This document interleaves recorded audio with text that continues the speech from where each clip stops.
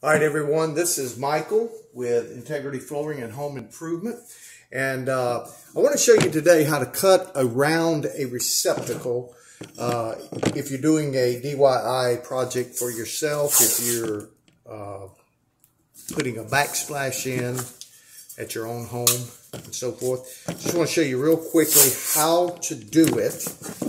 And anyway, so what I do generally is I put tape on my tile, just like you see here, because these subway tiles that I'm using on this project, and you'll have this issue with glass tile, with a lot of different kinds of, especially with smooth, very smooth tile, with a glaze finish or a glass tile, you'll not be able to get a good pencil mark. So I use tape, and what I do is I'll come around and I'll make a mark. I'll put my tile right here, and I will make a mark even with the receptacle box or pretty close to it on both sides. Then I will take my tile, and this particular part of the receptacle needs to have tile behind it so that when it's screwed tight, it has something to grip to and it won't wiggle around. So I'm going to make a mark about right there.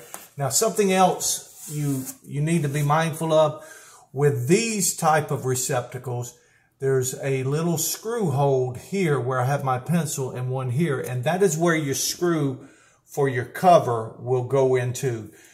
When you cut the tile, like I'm going to cut across here, I'm going to use my speed square to get a good straight line, but I'm going to also come back and line up where this hole is, and I'm going to notch just a little bit out so that the screw will not hit the back of the tile when it goes in. Now, let me swing you around if I can, and let you see how I'm going to cut this. Now, I'm using the 7-inch IQ saw.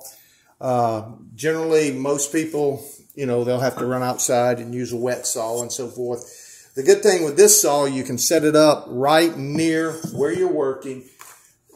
It's about a $600 saw, so if you're doing a DIY project, you really don't want to go out and spend $600 on a saw. But if you are a tile installer, I do highly recommend this saw so that you can be more efficient. I was looking for my my speed square, and I finally found it. So what I'm doing is I'm just making a mark there and making a mark there, running off those lines, squaring them up. So anyway, let me make my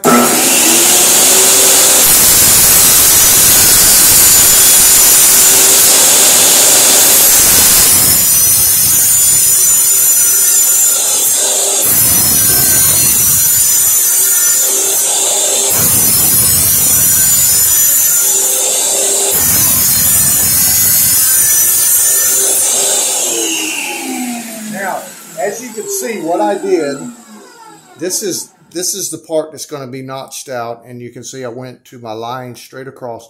Now, when you cut small tile like this, you can just pop these little pieces out. They'll come right out, just like that, right there. And now let's turn around and see if I've got it correct.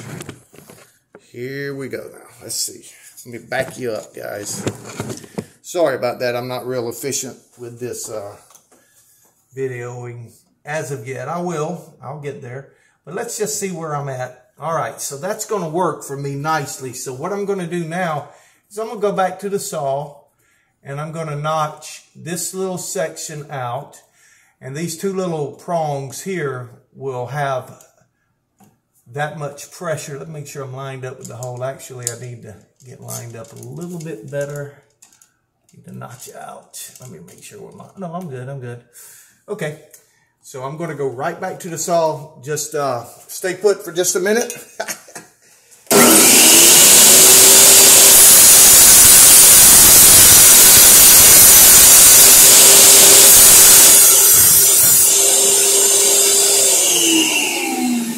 All right, let's see what I got now.